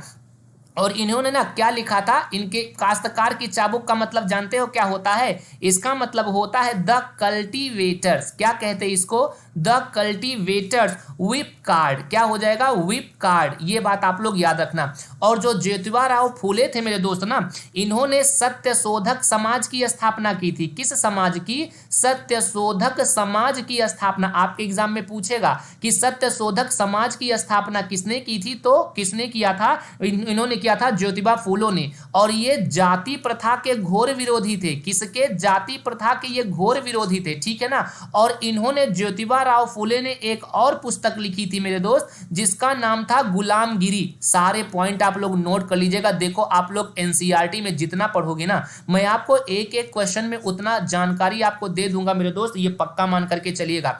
आप जितना एनसीईआरटी पढ़ोगे ना, जितना आप किताब पढ़ने में वक्त लगाओगे ना, मैं उतना आपको यहीं पर दे दूंगा, तुम लोग निश्चिंत रहना, ठीक है। तो काश्तकार की चाबुक नामक पुस्तक और गुलामगिरी नामक पुस्तक, ये दोनों किसने लिखा था, ये दोनों ज्योतिबा राय फूले ने लिखा था। चूंकि ज्योतिबा राय फूले जाति प्रथा के घोर विरोधी थे, ठीक है ना, तो जाति प्रथा के विरोध में इन्होंने 1873 में, कब, 1873 में मेरे दोस्त ना गुलामगिरी नामक पुस्तक लिखा था। लेकिन 1867 में इन्होंने सत्यशोधक समाज की स्थापना की थी। ये पॉइंट आप लोग याद रखिएगा, ज्योतिबा राव फूले के बारे में 3 will be the right answer. तो काश्तकार की चाबुक और गुलामगिरी, ये 2 पुस्तक इनकी हो जाएगी। और सत्यशोधक समाज 1867 में, ये सत्यशोधक समाज हो जाएगा किसका, ज्योतिबा राव फूले का। शानदार तरीके से मेरे दोस्त जरूर नोट करिएगा, ठीक है ना, बिल्कुल एकदम ध्यान रखना। दीक्षा जी सी हो गया, अंजलि सी हो गया, माला जी सी हो गया, राहुल जी बिल्कुल, लाल जी, शशि, रामरती, अंजनी, विवेक, अवनेंद्र जी, सभी विद्यार्थी का हो गया शी, बिल्कुल, अनुराग जी बिल्कुल होगा यार, बिल्कुल। आप लोग ना बस विश्वास बनाए रखो, जैसे मैं पढ़ा रहा हूं ऐसे आप लोग ना ध्यान पूर्वक पढ़ लो, देखना अभी आपका ना बहुत कुछ कंप्लीट होगा, यू डोंट वरी, ठीक है। बस ध्यान पूर्वक मेरी हर क्लास लेना, ठीक है ना, नहीं तो बीच बीच में अगर कूद करके लोगे तब मैं कुछ नहीं कर सकता। अगर मेरी पूरी क्लास लोगे, पीवाईक्यू की ले लो तुम लोग, उसके बाद एनसीईआरटी की ले लेना, उसके बाद में प्रैक्टिस सेट का ले लेना, देखता हूं कहां से प्रश्न पूछता है। ये लोग अपने हिसाब से प्रश्न पूछे, हम भी अपने हिसाब से पढ़ा रहे, तुम लोग बस एक एक पॉइंट नोट करो। लिखा हुआ है मेरे दोस्त कि निम्नलिखित में से किस स्वतंत्रता सेनानी ने, जो वर्तमान के कर्नाटक से थी, ने प्रभात फेरियों का आयोजन किया। प्रभात फेरियों का मतलब होता है, जैसे आप लोग देखो जब 15 अगस्त आता है ना, जब 26 जनवरी आती है ना, तो 15 अगस्त और 26 जनवरी के दिन जब हम लोग तिरंगा झंडा लेकर के स्कूल में जाते हैं, तो हमसे गांव गांव घुमाया जाता है ना, भारत माता की जय, जय जवान जय किसान, वंदे मातरम। और गांव गांव गली गली हमको स्कूल में झंडा लेकर के हम लोग घूमते हैं ना, लाइन से एकदम चलते थे, फिर एक फेरी लगा करके फिर स्कूल में आ जाते थे। तो ऐसे ही प्रभात फेरियों का आयोजन किसने करवाया था, तो उनका नाम तो था अंबाबाई, ठीक है ना, अंबाबाई। लेकिन आपके लिए इंपॉर्टेंट है सरोजनी नायडू। देखो सरोजनी नायडू को मेरे दोस्त भारत कोकिला कहा जाता है, पहला नंबर तो तुम लोग ये नोट कर लीजिएगा, ठीक है। दूसरी बात, सरोजनी नायडू मेरे दोस्त भारत की पहली महिला राज्यपाल कौन थी, भारत की पहली महिला राज्यपाल भी मेरे दोस्त सरोजनी नायडू थी, ये भी आप लोग नोट कर लीजिएगा। और वो भी सरोजनी नायडू उत्तर प्रदेश की पहली महिला राज्यपाल बनाई गई थी। और साथ साथ में इन्होंने ना ना द गोल्डन थ्रेशोल्ड नामक पुस्तक लिखा था, इसके बारे में भी आप लोग नोट कर लीजिएगा। द गोल्डन थ्रेशोल्ड नामक पुस्तक किसने लिखा था, तो नोट कर लीजिएगा, इसको लिखा था सरोजिनी नायडू ने। किसने लिखा था, सरोजिनी नायडू ने। और एक बात आप लोग जानते हैं, जो आपका कांग्रेस नहीं था, कांग्रेस की स्थापना कब हुई थी, तो आपको पता होगा 1885 में कांग्रेस की स्थापना 28 दिसंबर को हो गई थी ना। तो कांग्रेस की पहली महिला अध्यक्ष कौन थी, तो ध्यान रखना, कांग्रेस की पहली भारतीय महिला, कांग्रेस की पहली भारतीय महिला अध्यक्ष कौन थी, अगर ये आप लोगों से पूछा जाएगा ना, तो नोट कर लीजिएगा, कांग्रेस की पहली भारतीय महिला अध्यक्ष मेरे दोस्त सरोजिनी नायडू थी, जो कि 1925 में ना, जो कि 1925 में जो कांग्रेस की कानपुर अधिवेशन हुआ था ना, यहां पर बनाई गई थी। लेकिन अगर ये केवल प्रश्न पूछा जाए कि कांग्रेस की पहली महिला अध्यक्ष कौन थी, अगर पूछा जाए कांग्रेस की पहली महिला अध्यक्ष कौन थी, केवल ये आप लोगों से पूछ लिया जाए ना, तो मेरे दोस्त याद रखना, एनी बेसेंट कांग्रेस की पहली महिला अध्यक्ष थी, एनी बेसेंट, जो कि कोलकाता अधिवेशन की अध्यक्ष बनाई गई थी 1917 में। ये सारा विषय आप लोग प्लीज नोट कर लेना मेरे दोस्त, और याद कर लेना, ध्यानपूर्वक आप लोग सीख लीजिए, ध्यानपूर्वक पढ़ लीजिए। मैंने आपसे बताया हर बार ना कि एनसीईआरटी का एक एक टॉपिक मैं कल कवर कराऊंगा, सब इंपॉर्टेंट, ठीक है। तो सरोजिनी नायडू को भारत कोकिला कहा जाता है, और उसके बाद में ये भारत की पहली महिला राज्यपाल थी। कहाँ की राज्यपाल, उत्तर प्रदेश की राज्यपाल बनाई गई। और इन्होंने एक पुस्तक लिखा था द गोल्डन थ्रेशोल्ड, पहले तो ये याद कर लो। दूसरी बात, कांग्रेस की स्थापना तो 1885 में हुई थी ना, 28 दिसंबर को। और कांग्रेस की स्थापना किसने किया था, तो आपको पता होगा, सर ए ओ ह्यूम ने कांग्रेस की स्थापना की थी। किसने किया था, सर ए ओ ह्यूम ने कांग्रेस की स्थापना की थी। और कांग्रेस के पहले अध्यक्ष कौन थे, तो कांग्रेस के पहले अध्यक्ष तो कौन थे मेरे दोस्त, कौन थे कांग्रेस के, तो ध्यान रखना, व्योमेश चंद्र बनर्जी थे ना, व्योमेश चंद्र बनर्जी कांग्रेस के पहले अध्यक्ष थे ना, ये बात ध्यान रखना। लेकिन कांग्रेस की पहली महिला अध्यक्ष तो एनी बेसेंट थी, कोलकाता में 1917 में इनको बनाया गया था। लेकिन कांग्रेस की पहली महिला अध्यक्ष भारतीय अगर पूछा जाए, तो भारतीय में सरोजिनी नायडू 1925 में कानपुर अधिवेशन में बनाई गई थी। लेकिन मेरे दोस्त यहाँ प्रभात फेरिया किसने निकलवाया था, तो अंबाबाई। ये हो जाती है आपकी कर्नाटक के जितने प्रिय विद्यार्थी ने सेकंड ऑप्शन को सिलेक्ट किया है, उनका उत्तर एकदम लल्लन टॉप, बिल्कुल बिल्कुल भाई साहब।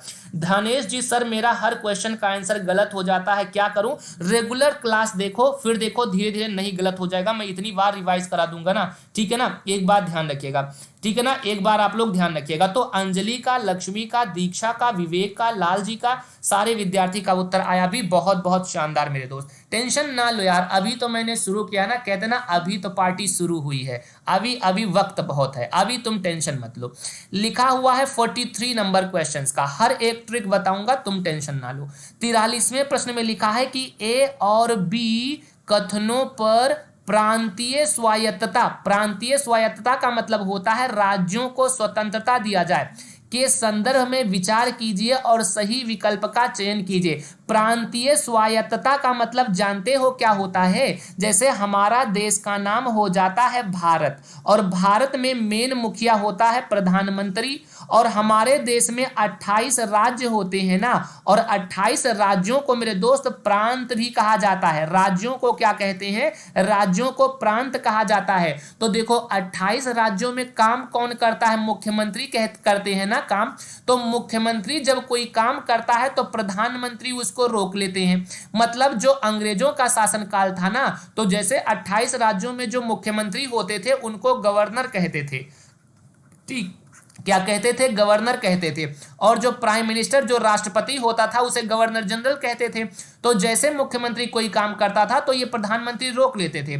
लेकिन बाद में मेरे दोस्त ना, मुख्यमंत्रियों को स्वतंत्रता दे दिया गया कि तुम अपने राज्य के लिए जो करने की इच्छा हो तुम वो अपने राज्य के विकास के लिए कर सकते हो। तो ये सबसे पहले नंबर, ये शुरुआत कहां से हुआ अगर ये पूछा जाए, तो सरकार ने ऐलान किया कि 1937 में प्रांतीय विधायिकाओं के लिए चुनाव कराए जाएंगे। मतलब प्रांतीय विधायक का मतलब होता है विधायक का चुनाव होगा और विधायक जो है वो अपने मुख्यमंत्री को चुनेगा और मुख्यमंत्री अपने राज्य के लिए स्वतंत्रता पूर्वक काम कर पाएगा। इसे प्रांतीय स्वायत्तता कहते हैं। ठीक है।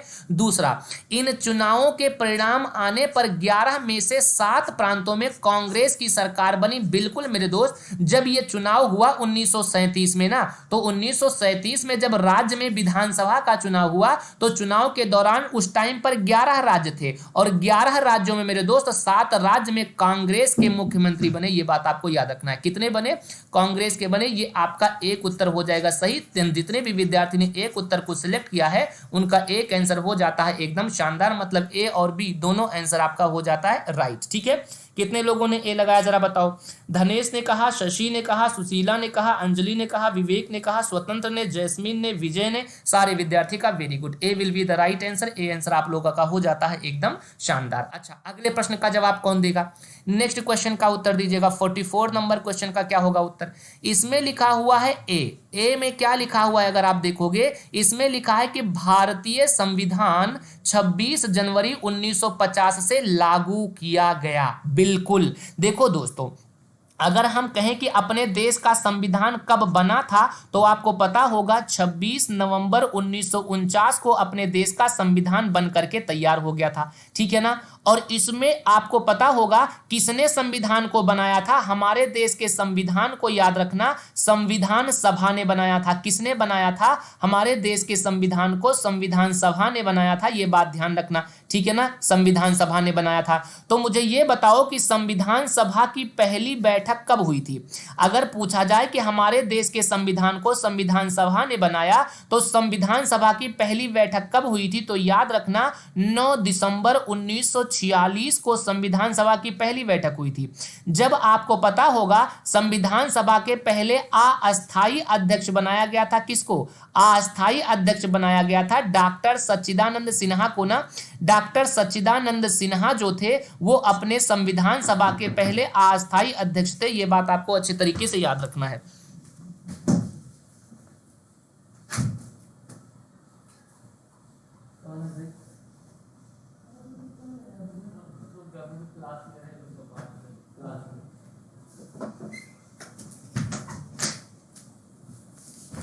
ठीक है ना। तो यहां पर आप लोग क्या देखेंगे तो अस्थायी अध्यक्ष कौन हो जाएगा? डॉक्टर सच्चिदानंद सिन्हा हो जाते हैं। ठीक है ना। और मेरे दोस्त 2 उपाध्यक्ष को चुना गया था इस दिन। कितने उपाध्यक्ष को? 2 उपाध्यक्ष को। कौन कौन थे पता है? पहला नंबर तो हीरेन कुमार मुखर्जी थे। कौन थे? हीरेन कुमार मुखर्जी थे पहला नंबर, तो इनका नाम याद रखना। और दूसरा नंबर जानते हो बीटी कृष्ण माचारी थे। कौन थे?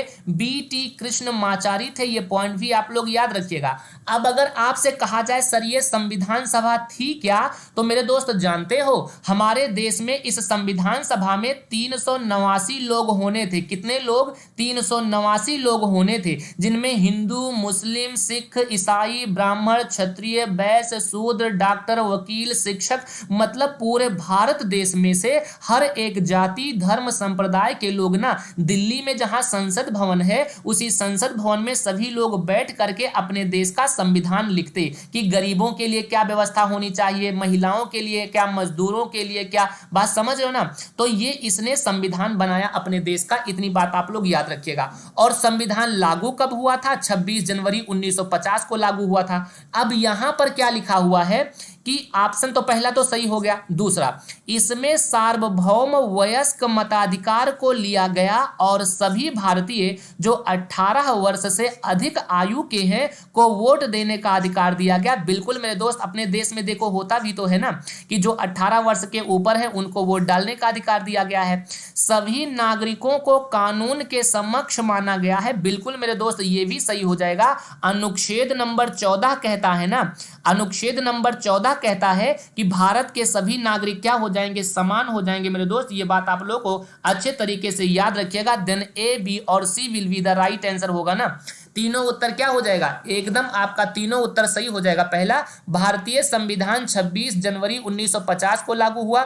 इसमें सार्वभौम वयस्क मताधिकार को लागू किया गया और सभी भारतीय जो 18 वर्ष से अधिक आयु के हैं को वोट देने का अधिकार मिला। बिल्कुल ये भी सही है। और सभी नागरिकों को कानून के समक्ष माना गया। मेरे दोस्त ये तीनों ऑप्शन सही हो जाएंगे, लेकिन इसमें कहीं पर नहीं दिया गया है, पर ए, बी और सी ये तीनों ऑप्शन क्या हो जाएगा, एकदम शानदार हो जाएगा। ए, बी और C will be the right answer. ठीक है ना। तो यहां पर मेरे दोस्त ये तीनों आंसर आप लोग का सही होगा। ठीक है ना, ये बात आप लोग नोट कर लीजिएगा। ये तीनों ऑप्शन आपके क्या हो जाते हैं, एकदम लाजवाब। ठीक है ना, ये बात जरूर ध्यान रखना।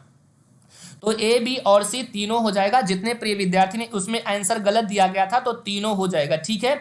अच्छा, अगले क्वेश्चन का जवाब कितने विद्यार्थी दे पाएंगे जरा बताओ तो, जरा बताना जल्दी से। निम्नलिखित में से कौन सा थीमेटिक मानचित्र का उदाहरण है। थीमेटिक मानचित्र का मतलब होता है ना, अब मुझे देखो मेरे दोस्त, जो मैप होता है ना वो 3 प्रकार का होता है। मैप कितने प्रकार का होता है, मानचित्र मेरे दोस्त 3 प्रकार के मानचित्र होते हैं। ठीक है। और कभी भी पढ़ना तो मानचित्र लेकर के पढ़ना। कितने प्रकार का मानचित्र हो गया, 3 प्रकार का। कौन कौन सा 3 प्रकार है, सुनो। ये देखो, ये जो मानचित्र है ना, इसको राजनैतिक मानचित्र कहते हैं। ये कौन सा मानचित्र हो जाता है, ये हो जाएगा राजनैतिक मानचित्र। ठीक है। अब राजनैतिक मानचित्र में क्या क्या होगा, देखो, राज्य का नाम होगा, राज्य की राजधानी का नाम होगा, जो महत्वपूर्ण शहर होंगे उन शहरों का नाम होगा। तो मतलब देश का नाम, राज्य का नाम और राजधानी का नाम और उनका कितना एरिया है, मतलब वो राज्य कितना बड़ा होगा, उसका आकार कैसा है, ये सारी चीजें राजनैतिक मानचित्र में होता है।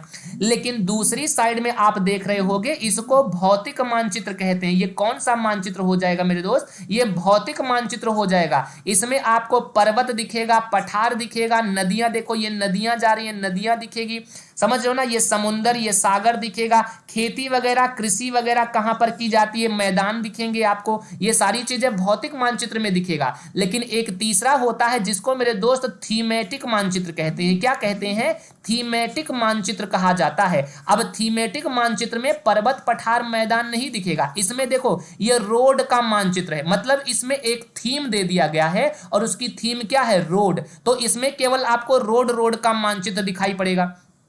इस वाले दूसरे वाले में देखो रेनफॉल का मैप दिया गया है ना, तो इसमें भी विषय क्या है, वर्षा। मतलब जहां पर डार्क आपको दिख रहा है ना, यहां पर देखो मेघालय है ना, यहां बहुत वर्षा होती है।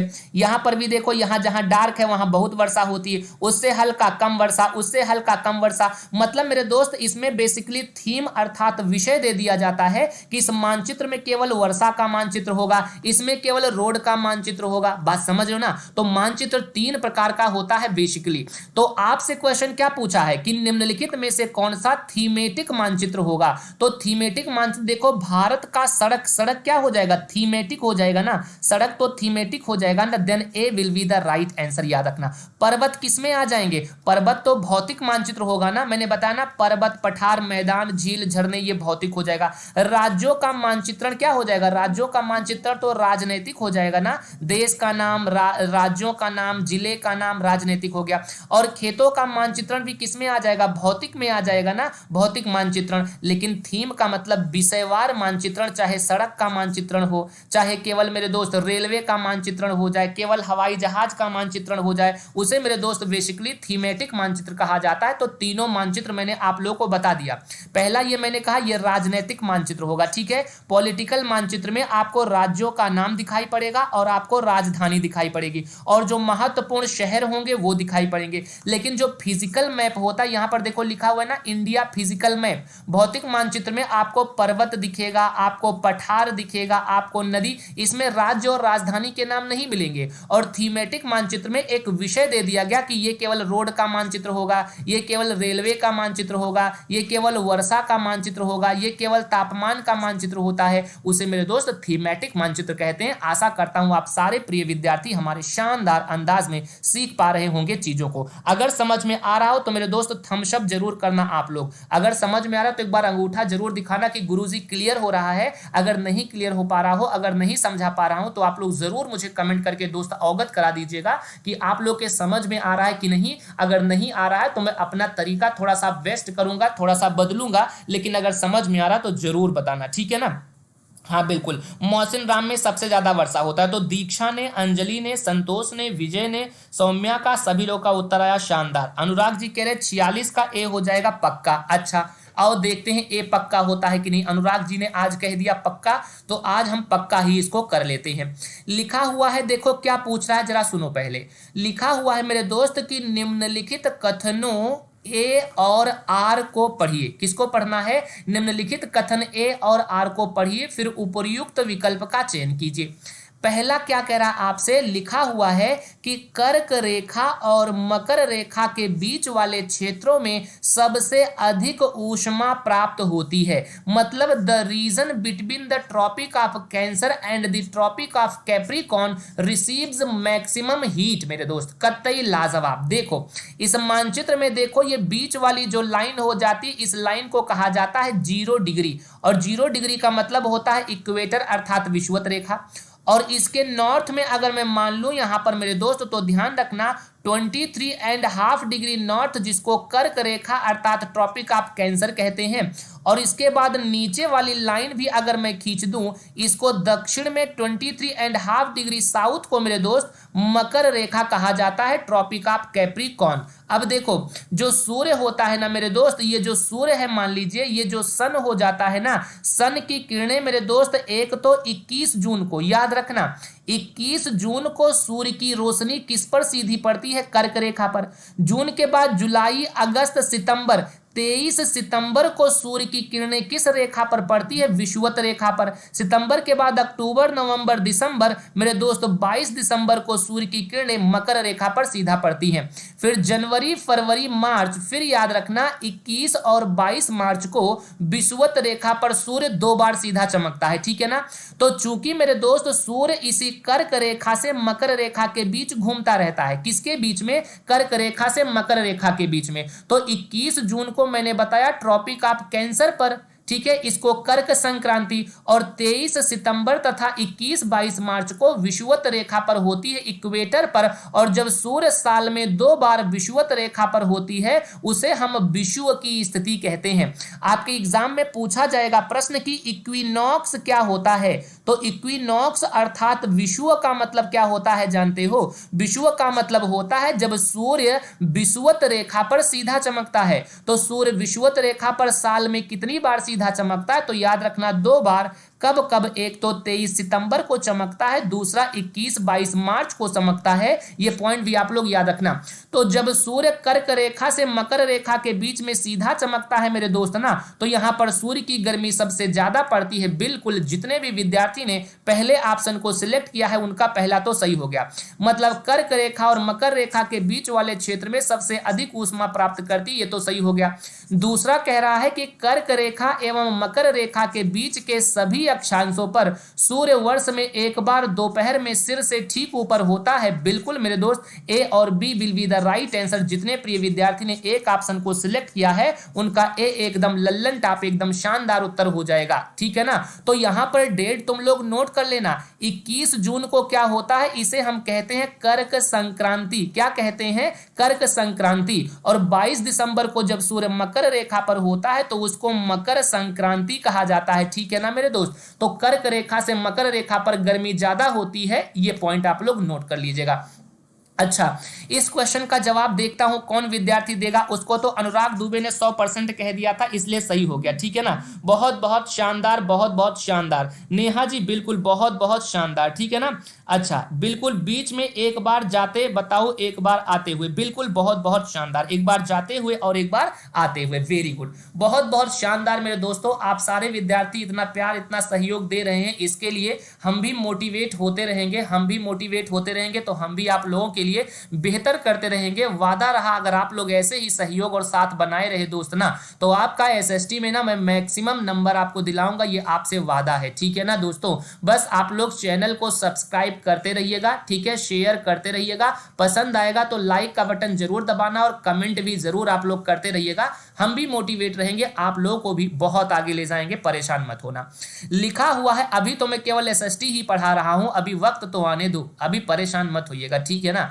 जब ग्रीनविच पर 11 पूर्वाहन बजते होंगे, मतलब मेरे दोस्त 11 का मतलब 11 AM ठीक है ना, 11 AM होते तो 9 पूर्वाहन किस देशांतर पर बजेगा, ठीक है ना, ये आपको बताना। ये क्वेश्चन सही नहीं है, इस क्वेश्चन का आप लोग उत्तर मत दीजिएगा, ठीक है ना, क्योंकि जब ग्रीनविच पर 11 पूर्वाहन बजे होंगे तब 9 पूर्वाहन किस देशांतर पर होगा, ठीक है ना, इसको आप लोग छोड़ दीजिए, इसको आप लोग छोड़ दीजिए। इस वाले क्वेश्चन पर आइएगा, नेक्स्ट वाले क्वेश्चन पर आइएगा, 48 पर आइएगा, इसको आप लोग 48वें नंबर प्रश्न का उत्तर दीजिएगा, ठीक है ना। 48वें नंबर प्रश्न का आप लोग उत्तर दीजिएगा, क्या हो जाएगा, 48वें नंबर प्रश्न का उत्तर दीजिएगा। फिर मैं उस प्रश्न को फिर आप लोग को बेहतर तरीके से किसी दिन और शानदार तरीके से आप लोग को समझाऊंगा, ठीक है ना। उस पर वक्त लगेगा इसलिए हम उसको छोड़ रहे हैं, लेकिन उसको हम और शानदार तरीके से आप लोगों को समझाएंगे किसी दिन। दक्षिणी गोलार्ध के बारे में कौन सा कथन सही है, उनका चुनाव कीजिए। बताओ, दक्षिणी गोलार्ध के बारे में कौन सा कथन सही है, कौन विद्यार्थी उत्तर देगा। लिखा हुआ है मेरे दोस्त कि दक्षिणी गोलार्ध पर सबसे लंबा दिन 21 जून को होता है। अच्छा देखो मेरी बात, एक बात बहुत गौरपूर्वक सुनना मेरे दोस्त, ये मैंने आपके मानचित्र पर आज खींच दिया, आज मैं आपको मानचित्र पर खींच करके दिखा दूं। इसे हम कहते हैं 0 डिग्री इक्वेटर, मतलब इसे कहा जाता है विषुवत रेखा, ठीक है ना। ये हो गया आपका 0 डिग्री इक्वेटर, मतलब विषुवत रेखा हो गया ना, जिस पर Ecuador, Brazil, Colombia, Congo, Tanzania, Indonesia ये सारे देश स्थित हैं। तो विषुवत रेखा के दक्षिण में ये दक्षिणी गोलार्ध हो गया, जिसको हम लोग साउथ हेमिस्फीयर कहते हैं, ठीक है ना।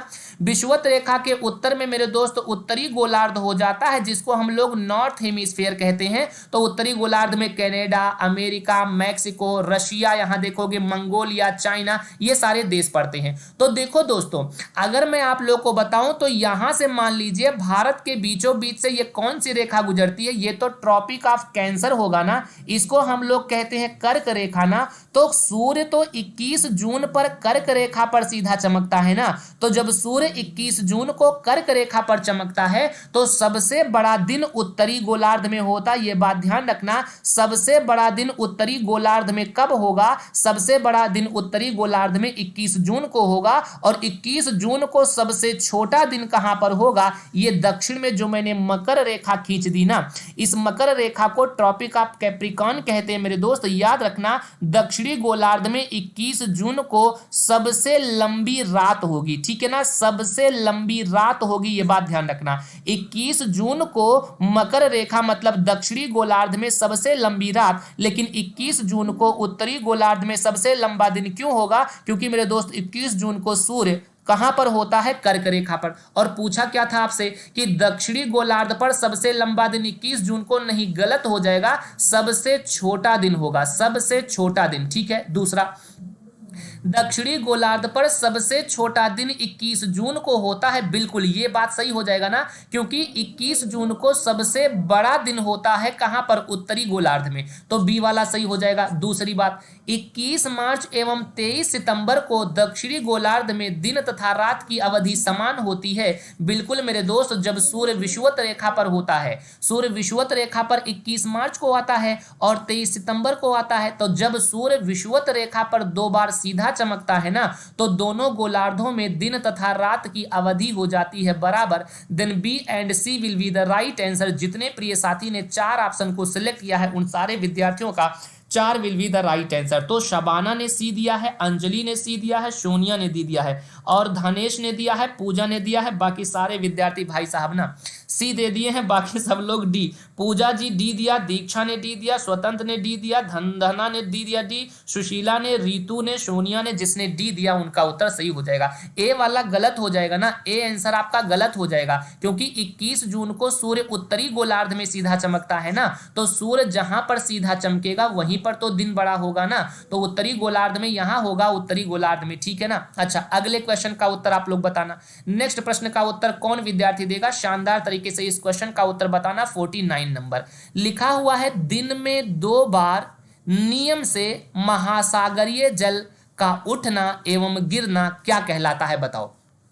दिन में 2 बार नियम से, मतलब प्रत्येक दिन 2 बार महासागर का जल एक बार ऊंचा उठता है और एक बार नीचे गिरता है, मतलब मेरे दोस्त जानते हो इसे कहा जाता है ज्वार भाटा। इसे क्या कहा जाता है, एब टाइड कहा जाता है। जैसे यहां पर देखो, जब ज्वार आता है ना तो किनारे तक पानी भर जाता है, जब ज्वार आता है तब किनारे तक पानी भर जाता है। देखो ये वाला पुल बना हुआ है ना, ये वाला भरा हुआ है ना, तो ज्वार में मेरे दोस्त समुद्र का पानी सागर के किनारे तक आ जाता है। लेकिन जब भाटा की स्थिति होती है ना तो देखो सारा पानी सूख गया, सारा पानी पीछे चला गया समुद्र में, और ये हो गया बीच बन गया, गोवा वाला बीच, ये बीच बन गया। अब यहां पर देखो लोग आराम से अय्यासी करेंगे, समझ गए ना। तो जब ज्वार आता है तो सागर के जैसे अपने इंडिया है ना, अपने इंडिया के एकदम किनारे तक पानी आ जाता है, लेकिन जब भाटा होता है तो पानी पीछे हट जाता है, बात समझो ना। तो ये इसे क्या कहते हैं, तो महासागरों का जल दिन में प्रतिदिन, दिन में पानी ऊपर तक रहेगा, शाम तक, ये शाम का दृश्य है, ये शाम के दिन सागर के किनारे पानी नहीं रहता है, और दिन जब सुबह हो जाती है, सुबह के टाइम पानी भर जाता है। इसी को मेरे दोस्त ज्वार एंड भाटा कहा जाता है। It means 2 will be the right answer. इस क्वेश्चन का जवाब आप लोग दीजिएगा, क्या हो जाएगा। इस प्रश्न का जवाब जल्दी से सारे विद्यार्थी आप लोग देना, ध्यानपूर्वक पढ़ लीजिएगा, ध्यानपूर्वक पढ़ करके फिर उत्तर देने का प्रयास कीजिएगा। क्या हो जाएगा इस प्रश्न का एग्जैक्ट आंसर। इसमें आप लोगों से देखो बहुत शानदार क्वेश्चन पूछा है, बहुत ही शानदार क्वेश्चन पूछा है। सेल का एक प्रकार से दूसरे प्रकार में परिवर्तित होना क्या कहलाता है, बताना। लिखा हुआ शैल का मतलब जानते हो, अरे सेल का मतलब होता है पत्थर, अब समझ गए। सेल का मतलब होता है चट्टान, अब समझ गए, अभी नहीं समझे। सेल का मतलब होता है मृदा, आगे अब समझ गए। जो पत्थर आप उठा करके मारते हो फेंक करके, जो चट्टान आप मारते हो, जो मिट्टी आप मारते हो मेरे दोस्त, इन सभी को बेसिकली सेल ही कहा जाता है, ठीक है। तो आपसे पूछ रहा है कि ये जो सेल है, जो ये चट्टान है ना, ये सेल अथवा चट्टान कैसे बनते हैं, आप लोगों को केवल ये बताना है। अगर सेल और चट्टान के बारे में आपसे पूछा है कि ये कैसे बनते हैं, तो ये मेरे दोस्त ध्यान रखिएगा, क्या बनता है, उसे सेल चक्र कहा जाता है, उसे क्या कहते हैं, रॉक फॉर्मेशन कहा जाता है। ये पॉइंट आप लोग अच्छे तरीके से याद कर लेना। इस एक क्वेश्चन का जवाब और मैं आप लोगों से चाहता हूं, इस एक प्रश्न का जवाब मैंने आप सारे विद्यार्थियों को बहुत शानदार तरीके से बताया था, ठीक है ना, ध्यान रखिएगा। उसे सेल चक्र कहते हैं, सेल परिवर्तन नहीं कहते, ठीक है ना, उसे सेल चक्र कहते हैं, सेल परिवर्तन उसको नहीं कहा जाएगा, उसे सेल चक्र कहा जाएगा, ठीक है ना, ये बात ध्यान रखना। सेल चक्र का मतलब होता है ना, जैसे ये मान लीजिए पर्वत है, ये क्या हो जाता है, ये हो जाता है पर्वत, ठीक है ना। अब पर्वत जब टूट गया, पर्वत की चट्टान टूटेगी तो ये नीचे आकर के गिर जाएगी ना, तो यहां पर मिट्टी बन जाएगी। मिट्टी बनने के बाद जानते हो ये चट्टाने फिर नदियां इनको बहा करके ले जाएंगी कहां, समुंदर में, ध्यान रखिएगा। ये मिट्टी को बहा कर ले जाएगी समुंदर में, और समुंदर से फिर ये मिट्टी ना ताकत लगाएगी तो ये पर्वत और ऊंचा उठेगा, पर्वत और ऊंचा उठेगा, फिर बारिश के द्वारा पर्वत की मिट्टी फिर कट करके यहां जमा होगी, फिर नदियां मिट्टी को बहा करके यहां लाएंगी, फिर नीचे से ये दबाव लगाएंगी, फिर पर्वत और ऊंचा उठेगा, फिर मिट्टी यहां पर बारिश के दौरान घिसे पिटेगी, फिर समुद्र में नदियां सारी मिट्टी को काट करके नदी, अगर ऐसा ना होता ना तो अब तक समुद्र वगैरह पट जाते। लेकिन होता क्या है ना, पर्वतों की मिट्टियों को कौन काट कर लाता है, नदी काट कर लाती है ना, और काट करके समुद्र में लाती, लेकिन समुद्र से दबाव पड़ता है ना, फिर यह पर्वत और ऊंचा उठ जाता है। इसी वजह से देखो मेरे दोस्त, जो माउंट एवरेस्ट है ना, जो माउंट एवरेस्ट है पहले 8,848 मीटर ऊंचा था, लेकिन ये अब थोड़ा और ऊंचा उठ गया, अब 8,848.86 मीटर की ऊंचाई हो जाती है। ये बात आप लोग ध्यान रखिएगा, ठीक है ना। तो सेल का एक चक्र होता है, जैसे सबसे पहले अग्नेय चट्टान बनती है, कौन सी चट्टान, अग्नेय।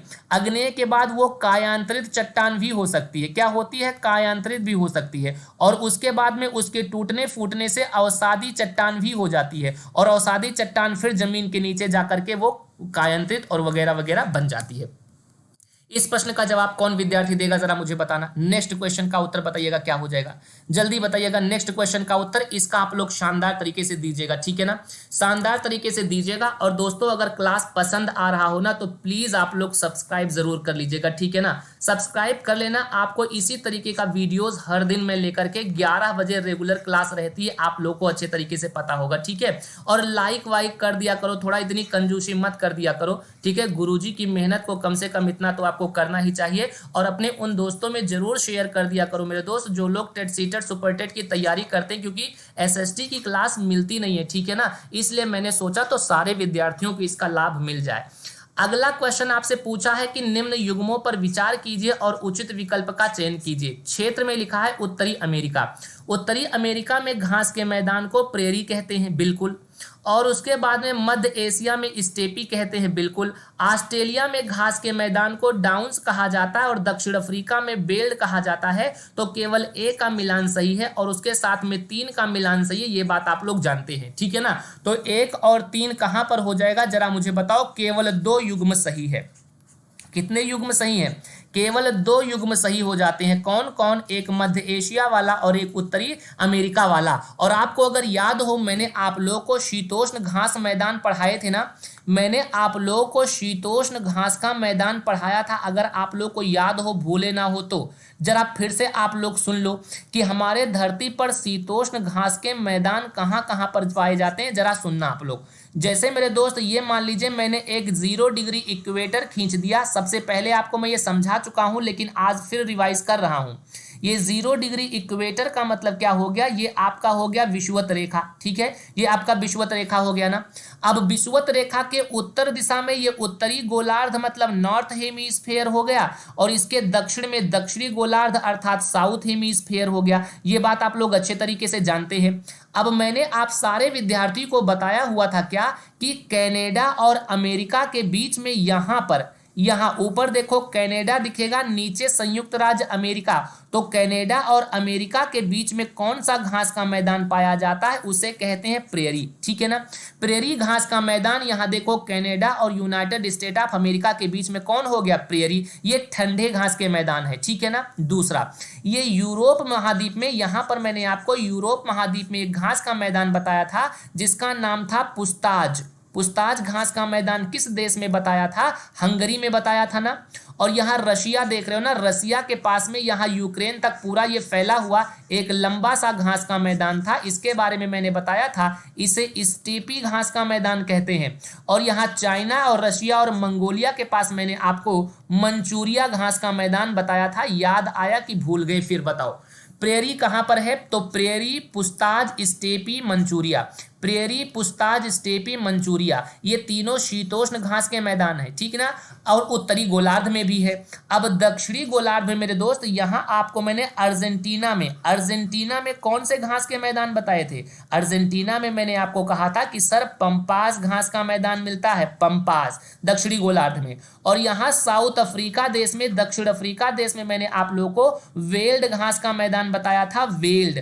और यहाँ पर ऑस्ट्रेलिया में मैंने आप सारे विद्यार्थियों को डाउन्स घास का मैदान बताया था, डाउन्स। और यहाँ न्यूजीलैंड जो देश था, न्यूजीलैंड में मैंने आप लोगों को कैंटरबरी घास का मैदान बताया था। मेरे दोस्त नोट कर लीजिएगा, ये सारे शीतोष्ण का मतलब होता है ठंडे घास के मैदान। मतलब यहाँ पर शीत भी पड़ती है, शीत का मतलब ठंडी भी पड़ती है, और ओष्ण का मतलब गर्मी भी पड़ती है। ये मेरे दोस्त शीतोष्ण घास के मैदान हो जाएंगे दक्षिणी गोलार्ध में, साउथ हेमिस्फीयर में। तो पंपाज हो गया अर्जेंटीना में, वेल्ड दक्षिण अफ्रीका में, डाउन्स ऑस्ट्रेलिया में, और कैंटरबरी न्यूजीलैंड में। तो pampas, veld, downs, Canterbury, pampas, veld, downs, Canterbury, ठीक है। पंपाज में अल्फा अल्फा घास भी बताया था। और उत्तरी गोलार्ध में प्रेरी हो गया, पुस्ताज हो गया, स्टेपी हो गया, मंचूरिया हो गया। आशा करता हूं ये सारी बातें आप सारे विद्यार्थियों को बहुत बहुत शानदार तरीके से क्लियर हो गई। समझ में अगर आया हो तो एक बार आप लोग थम्स अप करना।